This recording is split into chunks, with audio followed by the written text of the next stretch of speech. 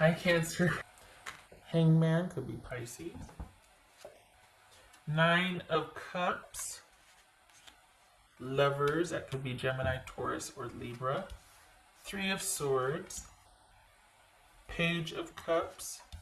5 of Wands. Ace of Swords. And the King of Swords, that could be Gemini. I need to move these up so you can see them better. Yeah, okay. Alright. They're coming back around again, just so you know.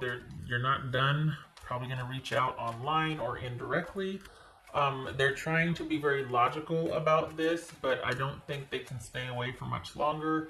I don't know, though, if it's to give you the business or to say there's, I don't know what them reaching out or getting word to you is going to accomplish. I don't know why yet, but this is, yeah. Okay, this is someone that I think they have some very strong opinions about what was going on or what happened at the time. They're either still mad or they're still very much thinking about things. Well, there's a 5 of Wands there, but that's not to the level I'm thinking about. This is an intuitive hit. Something's we're still profoundly affected by things. What's this 9 of Cups? Oopsie. I'm flipping all over the place. What's this 9 of Cups about for Cancer? 3 of Cups. Alright, what's this Lover's card? What's this Lover's card for Cancer? Let's see. This Lover's card. There it is. That's what I was like. There's something's more to it. They're profoundly. There it is. The Tower. What's this Page of Cups? This Page of Cups. Okay. 2 of Cups. This okay. Not buying it. What's this 5 of Wands? Ace of Wands. I think you're watching someone from a distance. I don't think they're coming back in. They could be, but this feels like you're once removed here. What's this Ace of Swords? What's Ace of Swords? Oh, Cancer. 7 of Wands. So 7 of Wands, 5 of Wands. Interesting. What's this King of Swords about for Cancer?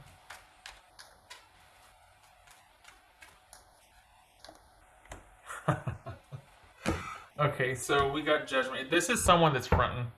I was gonna say fronting, but I didn't. But this is someone that's just acting like a certain way, and it's not really that way. This is someone that is, yeah, everything's fine. It's all good.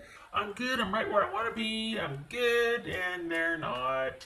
They are still profoundly affected by your connection and their feelings about your connection. The whole kit and caboodle. There's love, there's hate, there's anger, there's passion, there's sorrow, there's everything mixed up in this. This person, because of that, and the realization that they still feel connected and tied to it, whether that's a good thing or a bad thing, is keeping them very disconnected and very consumed or self-prioritizing. So it very well could be that they're having a great time, but it's because they're not letting themselves get attached to anybody. I think they might even want you to see or know or hear that they're doing so good right now. They're just so good. But, okay. And they're just wanting to keep things light and just kind of see what happens and see if things develop and whatnot. But this is somebody that can't seem to get there. It's like they just can't. On the one hand, they really want this experience to be behind them, but they're not. Things don't get past a certain point with them. Anything that they're pursuing does not get past a certain point. They keep butting up against the same issues that they did with you, and it makes them just want to cut and run. There's no sticking power with this person. So it's kind of weird because I don't know if you're hearing about this. I don't think they're going to reach out to tell you this, though. Okay, hold on. But I don't even know that you're still in connection with this person. It could be that you're hearing about it, maybe, but probably you found out about it, or because I don't think they come up to, I don't think they keep in touch with you just to tell you how good they're doing. I think they'd want you to know and find out and see them happy and, just moving and shaking and doing and going and life's good. No, it's not. You've been running from how you felt about me ever since we broke up. You know what I mean? Like that's the subtext here. That's what they're not telling you, and they won't. Why would they? I've never gotten over you. I don't know what to do. You still profoundly affect me. What's this Three of Swords about for Cancer? What's this Three of Swords about for Cancer? Wow, 3, 4, 5. Look at that. So you're moving through it too. 3, 4, 5, Ace. Do we have 2 of Swords? We do not. Got King. So you are also. So this is either them coming to you or you hearing about this, you watching them from a distance, you keeping tabs on them, something. You're still kind of moving forward with this and healing with this also. If you're not, you need to. You two were pretty integral and affected each other, but this does not mean that you should reconcile or that you should even talk to air out grievances. Your person might even think that's the answer here, is to go back and hash it out and see if there's any chance with you. But that's not the answer, because they're still a lot more affected by, they don't have a good handle on what happened to them and what happened with you and what happened and how it's affected them since you and since your connection. Not everything is fine.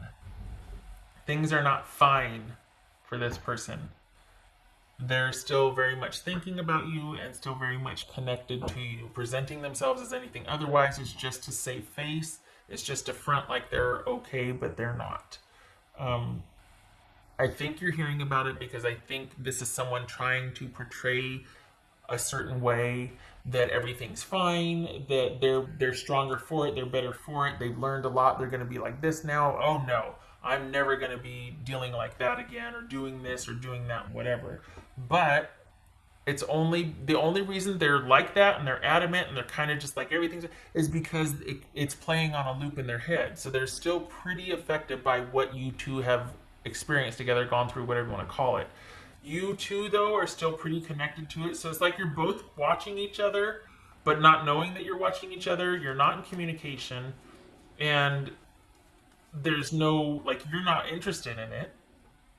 But honestly, don't be surprised if they can't stand it anymore and they kind of reassert themselves in your life somehow. Either they're going to show up unexpectedly, maybe they'll reach out, text, whatever. But just as much as you're thinking about and trying to deal with this, so are they. For those of you that it's not about an ex that can't stand the separation and is going to reassert themselves somehow, some way, because they're still very much in conflict about things, and as much as they want to cut things off and just be done with it, they can't, and they keep thinking about what you went through over and over and over again. So that's scenario number 1. For others of you, this is someone that on a lesser degree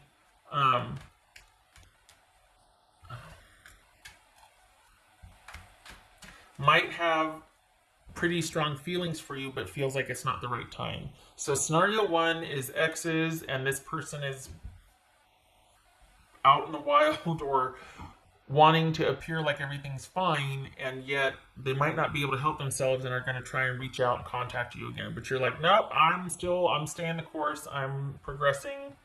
I've got to cut things off, and I need to just, I have the advantage here. I'm going to stay strong. I'm going to see this through. You're not having it. For others of you that this is kind of a newer relationship and someone's not really telling you how they feel, this is someone that probably has developing feelings, but they're not ready for this yet. I don't know what that means or why, but it could very well be that everything's going great and this person's like, whoa, I'm starting to feel pretty strongly for Cancer, but it's not the right time. They're not telling you that, though. They're just keeping everything light and kind of keeping everything carefree and fun and just a really good emotional connection, but they're not sure what to do about it because they're not ready for something that deep. And so and it could be because they're thinking about somebody else. No, Scenario number two, for the one that's a newer relationship and it's not without all that heavy business, different set of cancers, it could simply be that someone is not ready because they're still figuring a few things out and still trying to understand something, because they did have a very profound connection at one point and they've come through it, they're broken up, they're over it, but they're still affected by it. So for the cancers that didn't, the first one didn't apply to, this could be somebody you're dealing with that is kind of keeping their feelings at bay, because it's not just you they're feeling for, they're still kind of dealing with something else. It affected them pretty profoundly and they're kind of not sure where that puts them. Like, you're probably the first potential connection where this could actually have some kind of movement, progress, whatever, after a very serious connection for them. And so they're kind of on shaky footing. Like, they might be kind of doubting themselves, or they're keeping you at arm's distance. Let's just keep things fun, not really go there, keep things light. Yeah, I like you too, but I just can't. It's not the right time for me to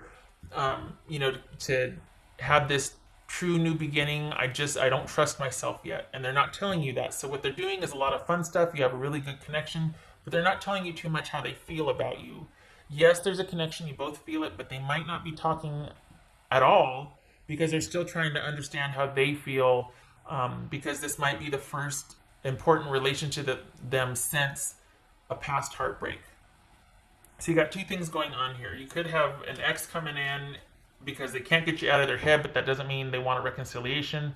But they don't know what to do with how they feel anymore, and they're tired of they're just tired of the dissonance and the disconnect and all that. For others of you, this is a newer-ish relationship where you're not really moving past a certain point with someone, and it's got you pretty upset because you feel like they're not going to take you seriously, or there's no potential. There is, but what they're not telling you is that they're on shaky ground or unsure footing, and they feel like not enough time has passed since this past relationship breakup that really hurt them to really go there with you yet. The potential is there, but they just don't trust themselves yet. They're still kind of dealing with learning from a past relationship. All right. So, yes. Okay. Two scenarios. All right. I like the second one better, just because there's more potential and hope there. It's not as heavy as the first one. The first one is like somebody doesn't know what to do with themselves. And you're just like, stay away, leave me alone. I'm doing good. Things are good, and things are going to keep being good. Do not. I'm still healing. I want nothing to do with any kind of talks or anything, because no good can come of that. It's almost like they can't make sense of it, so they're coming back to either dump it on you or trying to work it out with you. And you're like, no, that's yours. That's yours to deal with. I got mine. We need to be like this. That's the first scenario. The second scenario is kind of more hopeful, I guess. Somebody likes it, but they're like, whoa, I don't want to get moved too fast. I'm still finding my footing here. What else for Cancerian? And just throwing cards all over the place. Why not? King of Pentacles. That one jumped, so I'm going to put that one there. Cancerian. Ace of Cups. All right. So this very well could be someone trying to maintain control of a situation even though they have budding feelings. This could also be you completely taking care of yourself and in a really solid, good place. Life is secure, stable, predictable, routine, and just the way you like it, whatever that means. It could be, planned spontaneity on Saturday afternoons and Tuesday mornings or something, or whatever. But I mean, your life is definitely your own, and it's just the way you like it. You've still got some remnants of working through some sadness or heartache and whatnot, but by and large, you are coming back online. It doesn't mean you want to run out and start a relationship. We're still transitioning here. There's still some change, letting go, understanding the process, still kind of needing a breather and a break and making some decisions. I say still, but for the cancers that I'm reading for, this is you really kind of preferring this new normal, like being okay with being okay and not having anything tax your time. Your life is your own, and it's a great source of joy and comfort, and it's really giving you kind of a new lease on life. So two very different readings. But honestly, like this is very hopeful. Very hopeful. What else for Cancer?